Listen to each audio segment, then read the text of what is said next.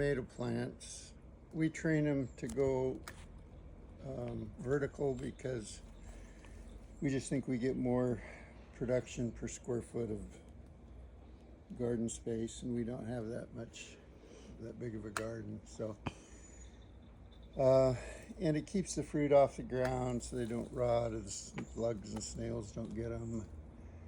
And I think it's just kind of fun, but it isn't something a gardener should do.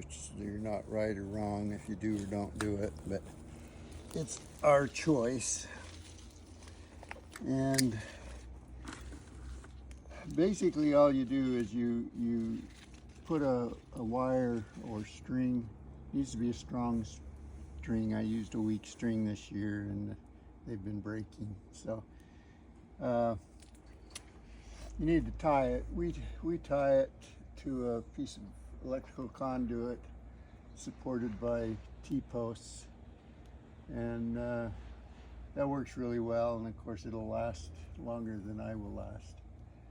And one of the things I learned on YouTube that I really liked was the simple way of fastening it at the top.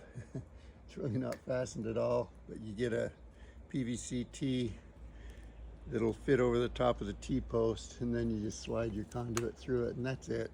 And of course all the weight is pulling down, so I've never had one come off.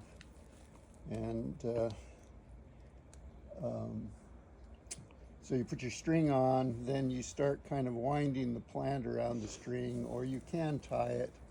I've done both. I actually think the winding is the best. But if you're in a real windy area, that could be a problem. You might have to use some clips or some twist ties.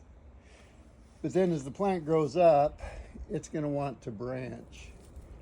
And the strongest branches, so if you follow the leaves up, you'll come at each leaf node, each place where the leaf hooks onto the main stem, it's going to want to send a branch out. And you just cut those off. The small ones you can just break off like this. And then you just keep going up. Here's a really big one. Usually the one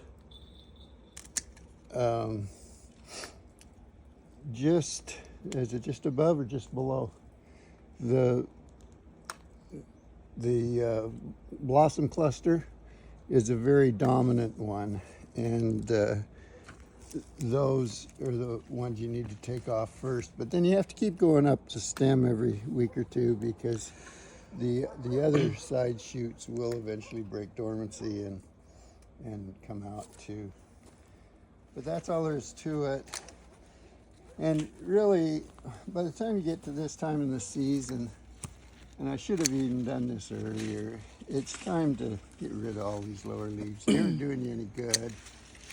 And it makes Yeah, it's just wasting energy growing the leaves, right? Well, I don't think it takes much energy to maintain them, but they aren't contributing to the plant. The leaves higher up are contributing to the ripening of what fruit you've got left. So I do like to trim these off. And it looks kind of cool when you look at your plant and you see all these big giant tomatoes. Yeah, I like how it looks too. I hope the deers don't like how it looks. Yeah, deer can be a big problem. Okay, so that's that one. Should we do one more? Do you want to do one more in video, or do you want me to put this down and just help? Let's do one more in video. Okay. Here's some that I should have done a week ago, and they kind of gotten out of hand. In fact, from the looks of this, can you see all of these shoots would indicate to me that this plant has been topped at some point, which means the terminal has been cut out, the terminal growth. And you want to help, pumpkin? And that causes every node to try to send up a side shoot. But it's 1st September. We're not going to get fruit on most of these anyway, or certainly not on any new blossom. So I'm just going to take all of this out of here. And boy, there's a ton. This one's a mess. Yeah, see, here's where the terminal was, and somehow probably a deer ate that off. And so it has tried to just, oops, how did I cut? That's okay. You have to be careful. Occasionally I cut the wrong thing. Yeah, I was wondering if a deer ate the terminal. Look at that. That's 2 weeks of growth. These, of course, make great compost, so they'll go into the compost bin. And then I'm going to top this one because, like I say, it's that time of year. It's time to make fruit for what's left, and then I'm going to pull these bottom leaves off. By the way, this bed has never been weeded, and you can see that no dig doesn't eliminate all weeds, but this is the only weeds we've had all year. Yeah, we've been doing this since the spring, and this is the only weeds we've pulled. And they're so easy to pull, it's not a big deal. And if you want to not have to weed much, quit digging up your soil. Look at this, what a mess. Oh, that's another plant. That's a deal. You can get rid of it though. This is. But anyway, that's how we trim our tomatoes and prune.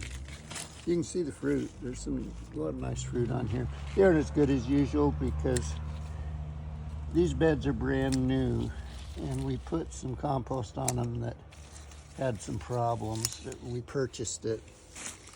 I don't know if it was a herbicide. I really don't think it was. I think the commercial compost producers have trouble keeping their compost piles from not overheating. And when they get super hot, it kills off everything. So the nutrients are still kind of there. But without the microbiology working in the soil, the plant really can't take any of those up. So we threw some of our own compost on top of the purchased stuff, and within about 5 days, they turned around and finally started to grow. That's true. Okay, so that's tomatoes. Nice.